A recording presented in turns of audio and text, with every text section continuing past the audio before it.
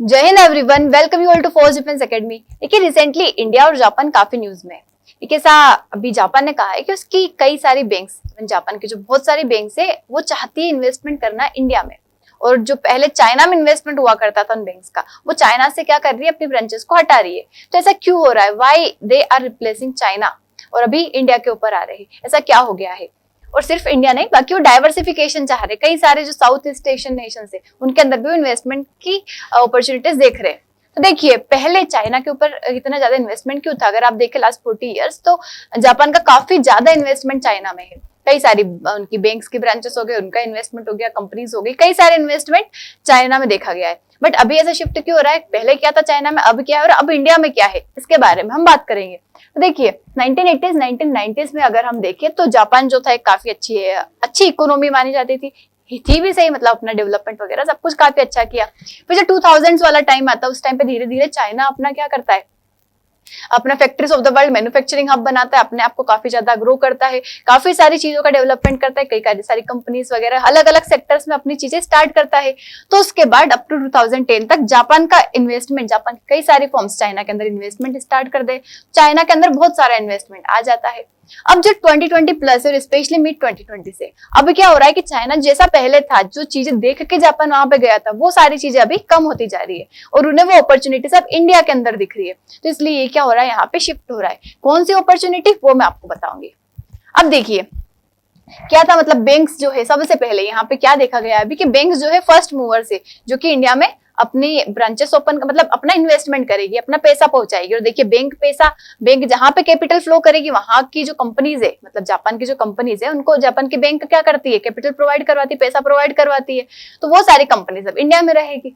तो सबसे पहले बैंक लाइक जो सुमितोमोतो हो गया, उसके बाद मिजुओ हो गया, सुमितोमो, मिजुहो, एमयू, FG, देखो मुझे बैंक के नाम नहीं पता है, बाकी हाँ ये जो बैंक्स है ये सारा क्या कर रही है, फंडिंग प्रोवाइड करवाएगी। तो जो फर्म्स है उन सबको पैसा मिलेगा, वो रीलोकेट करेगी जहां पे कैपिटल रहेगा। तो उससे क्या होगा, हमारे यहाँ का जो सप्लाई चेन है, हमारे यहाँ का जो डेवलपमेंट है, रोबोटिक्स हो गया, जो सेक्टर में इन्वेस्टमेंट होगा, जो सेक्टर में कंपनीज ओपन होगी, वो वाला सेक्टर हमारे देश में ग्रो करेगा। अब देखिए पहले क्यों चाइना के ऊपर इतना ज्यादा इन्वेस्टमेंट होता, तो सबसे पहली चीज चीप लेबर। क्योंकि जापान में काफी अच्छा था चीजें, लेकिन उन्होंने देखा कि यहाँ पे लेबर कॉस्ट काफी ज्यादा है और चाइना में लेबर कॉस्ट बहुत कम है। तो उन्होंने सोचा कि क्यों ना हम ये सारी चीजें चाइना में स्टार्ट करते हैं। तो लो कॉस्ट वर्कर की वजह से उन्होंने यहाँ पे स्टार्ट किया। नेक्स्ट चीज क्लस्टर, अगर आप देखें तो वहां पे इकोसिस्टम, ऑटो हो गया, केमिकल हो गया, टेक्नोलॉजी, मैन्युफैक्चरिंग, मतलब बहुत सारी चीजें चाइना ने स्टार्ट कर दी थी। तो उन्हें काफी ज्यादा अपॉर्चुनिटी लगी कि हाँ चाइना में ये सारी चीजें, तो हम यहाँ पे इन्वेस्टमेंट कर सकते हैं, यहाँ पे हम जा सकते हैं। उसके बाद एक्सपोर्ट, देखिए काफी अच्छा चाइना का पोर्ट इंफ्रास्ट्रक्चर है वर्ल्ड में, तो वो उन्हें यहाँ पे दिख रहा था। तो ये सारे अपॉर्चुनिटीज देखते हुए जापानीज फर्म्स ने यहाँ पे इन्वेस्टमेंट करना स्टार्ट किया। अब देखिए यहाँ पे अभी क्या मतलब प्रॉब्लम आ गई, तो देखिए स्लोइंग ग्रोथ, मतलब रियल एस्टेट यहाँ का धीरे धीरे कम होता जा रहा है। जो चीप लेबर थे पहले, जिनको देख के उन्होंने इन्वेस्ट किया था, अब उन्हें पता चल रहा है कि जो जापान में लेबर कॉस्ट है वही चाइना में है, तो क्यों यहाँ पे चाइना में इन्वेस्ट करना, हम दूसरी अपॉर्चुनिटी देखें। ठीक है, उसके बाद गवर्नमेंट का यहाँ पे जो डेट हो गया है, जो कंज्यूमर स्पेंडिंग कम होती जा रही है, इन सारी चीजों को देखा। साथ ही चाइनास वेजेस जो है ये यहाँ पे उन्होंने देखे। उसके बाद जियो पॉलिटिक्स, देखो यूएस और चाइना, इन दोनों के बीच में टेरिफ वॉर, ट्रेड वॉर चलता रहता है, इन दोनों के बीच में राइवलरी चलती रहती है, एक दूसरे के ऊपर सैंक्शंस लगाना, ये सारी चीजें है। दूसरी चीज ताइवान का क्राइसिस, क्योंकि अगर ये ताइवान में अगर कुछ भी होता है, चाइना हमेशा कोशिश करता रहता है ताइवान के ऊपर, तो ये अगर कुछ प्रॉब्लम क्रिएट करते हैं तो सप्लाई चेन में प्रॉब्लम क्रिएट होगी, कई सारी प्रॉब्लम क्रिएट होगी।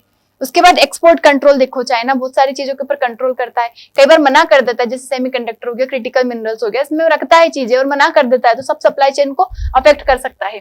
तो जियोपॉलिटिकल रिस्क वगैरह को देखते हुए अभी क्या सोचा जापान ने कि हमें कहीं ना कहीं डाइवर्सिफिकेशन देखना चाहिए। और डाइवर्सिफिकेशन क्या देखा उन्होंने, जो ये नेशंस लाइक इंडिया हो गया, वियतनाम, थाईलैंड, इंडोनेशिया, देखिए ऐसा नहीं है, ये ध्यान में नहीं रखना है आपको कि चाइना है तो चाइना से सारी चीजें इंडिया में लेके आ रहा है जापान, नहीं, ऐसा नहीं है।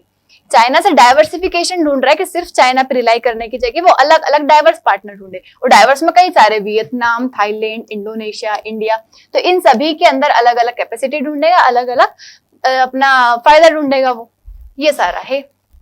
अब देखो यहाँ पे वाई इंडिया, देखो यहाँ पे लेबर की बात करें तो धीरे धीरे जो चाइना का लेबर वो एजिंग होता जा रहा है और महंगा, यहाँ पे चीप लेबर जो पहले था वो अभी नहीं है। वही इंडिया में देखें तो यंगेस्ट पॉपुलेशन हमारे देश में, हमारा डेमोग्राफिक डिविडेंड अगर हम देखें पॉपुलेशन बेस्ड तो पॉपुलेशन वर्किंग एज पॉपुलेशन बहुत अच्छी है हमारे देश में। हमारा मार्केट एक्सपांड कर रहा है धीरे धीरे, डोमेस्टिक मार्केट यहाँ पे सेचुरेटेड है बट यहाँ पे एक्सपांशन हो रहा है मैसिव।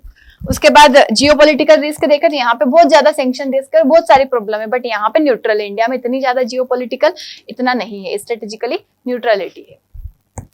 और देखिए इंडिया का क्या एडवांटेज मिल सकता है जापान को, पहली चीज तो demographic dividend, working age population हमारे यहाँ की काफी फास्टर, मतलब बहुत अच्छी पॉपुलेशन हमारे देश में मिल सकती है जो कि यहाँ पे हेल्प करवा सकती है, उन्हें चीप लेबर मिल जाएंगे, काफी अच्छे वर्कर मिल जाएंगे। हमारा देश जो है फास्टेस्ट ग्रोइंग इकोनॉमी है, ये हम सभी को पता है कितनी फास्ट हमने ग्रो किया है। डोमेस्टिक डिमांड देखो इतनी ज्यादा पॉपुलेशन है कि कंज्यूमर मार्केट ही वहां की चीजों को एब्जॉर्ब कर लेगा, मतलब जो चीजें बना रहे हैं वो सारे हमारे देश में ही इतनी पॉपुलेशन है कि एब्जॉर्ब कर लेंगे वो प्रोडक्शन को। तो उसके बाद पॉलिसी, हम जो कई सारी पॉलिसीज लेके आए हैं like PLI scheme, production link incentive scheme, जिसके तो बाहर वाला नेशन हमारे देश में आके प्रोडक्शन करेगा तो इंसेंटिव मिलेगा। मेक इन इंडिया प्रोग्राम हो गया, हम इंफ्रास्ट्रक्चर के ऊपर काम कर रहे हैं, लॉजिस्टिक्स की कॉस्ट वगैरह को कोशिश कर रहे हैं लॉजिस्टिक्स कम हो, कॉस्ट वगैरह, तो ये सारे हमारे यहाँ पे फायदा हो सकता है अगर जापान हमारे देश में चीजें स्टार्ट करता है तो। अब देखिए बाकी साउथ ईस्टर्न नेशन हो गए, थाईलैंड हो गए, यहाँ पे ऑटो क्लस्टर काफी अच्छा है। उसके बाद वियतनाम मैन्युफैक्चरिंग कैपेबिलिटी अच्छी है, मलेशिया यहाँ पे ट्रेड कनेक्टिविटी हो जाएगी, इंडोनेशिया रिसोर्स का डेप्थ है यहाँ पे। तो ये सारे नेशंस जो है, मतलब जापान हमेशा सीख कर रहा है कि उसे लो लेबर कॉस्ट मिले, उसे रिसोर्सेस मिले, उसे अच्छी जगह मिले, तो ये सारे ऑप्शंस उसके लिए अच्छे रहेंगे। और इंडिया का तो पता ही दिया क्यों रहेगा, तो ये हमें ध्यान रखना है कि किस तरीके से शिफ्ट कर रहा है। अब इंडिया को क्या फायदा होगा अगर यहाँ आएगा जापान, तो पहली चीज टेक्नोलॉजी ट्रांसफर, हमें जो एडवांस रोबोटिक्स, इंडस्ट्रियल इंस्ट्रूमेंट हो गए, इन सारी चीजों के बारे में पता चलेगा। हमारा जो ग्लोबल सप्लाई चेन है वो बढ़ेगा, यहाँ पे डेफिनेटली हमारे देश में प्रोडक्शन होगा, सप्लाई चेन बढ़ेगा, हमारे देश की इकोनॉमी ग्रो करेगी, हमारे देश में एम्प्लॉयमेंट क्रिएट होगा, हमारे डोमेस्टिक सेक्टर ग्रो करेंगे, हमारे देश में कई सारा फायदा होगा, हमारे यहाँ का चीजें मार्केट बढ़ेगा, हमारे यहाँ पे मतलब हमारे देश की इकोनॉमी में ग्रोथ होगी, बहुत सारा हमारे देश में फायदा होगा अगर यहाँ पे जापान आता है तो। देखो हमने देखा कि कई सारा हमारा देश में कैपिटल आएगा, हमारे देश में फायदा होगा, but still there are challenges. कैसे चैलेंजेस? पहली चीज तो हमारे यहाँ अभी इतना ज्यादा स्किल्ड लेबर नहीं है। दूसरी चीज लॉजिस्टिक्स कॉस्ट बहुत ज्यादा है। लॉजिस्टिक्स मतलब कि लाइक हमें सामान पहुंचाना है, पोर्ट हो गया, रेलवे के थ्रू हो गया, तो इसमें काफी ज्यादा पैसा लग जाता है। उसके बाद जो रेगुलेटरी कॉम्प्लेक्स हो जाते हैं, रेड टेपिज्म हो जाता है, डॉक्यूमेंट वर्क थोड़ा जो बीच में कॉम्प्लेक्सिटीज आ जाती है वो यहाँ पे प्रॉब्लम क्रिएट कर देती है। उसके बाद लैंड एक्विजिशन, उसमें बहुत ज्यादा टाइम लग जाता है, कहीं पे हो रहा है धीरे धीरे, मतलब बहुत डिले होता रहता है, तो ये कुछ प्रॉब्लम यहाँ पे क्रिएट हो सकती है, चैलेंजेस है। अब देखना है हमें कि इस चीजों को हम कैसे डील करते हैं, क्योंकि अगर जापान को फायदा नहीं मिला हमारे देश में तो थोड़ी इन्वेस्ट करेंगे। उन्होंने प्लान बनाया है, बट इफ दे फील कि नहीं यहाँ पे हमारा कोई फायदा नहीं है तो वो अपना पैसा लेके वापस चले जाएंगे। तो हमें इस चीज का ध्यान रखना है, तो हमें इतना भी खुश नहीं हो जाना है कि बहुत अच्छी चीजें हैं, और ये भी ध्यान रखना है कि चाइना से कंप्लीट इन्वेस्टमेंट नहीं निकाला है उन्होंने, कुछ चीजें, ठीक है। सिर्फ पहले जो चाइना की मोनोपोली थी, बस ये ध्यान रखना है कि खत्म नहीं हुआ है चाइना, बट जो पहले जो मोनोपोली थी वो अब खत्म हो गई है, वो कम हो गई है, क्योंकि जापान अपना डाइवर्स पार्टनर ढूंढ रहा है। बस ये दैट्स ऑल अबाउट इट। मिलते हैं नेक्स्ट वीडियो में। Thank you so much. जय हिंद।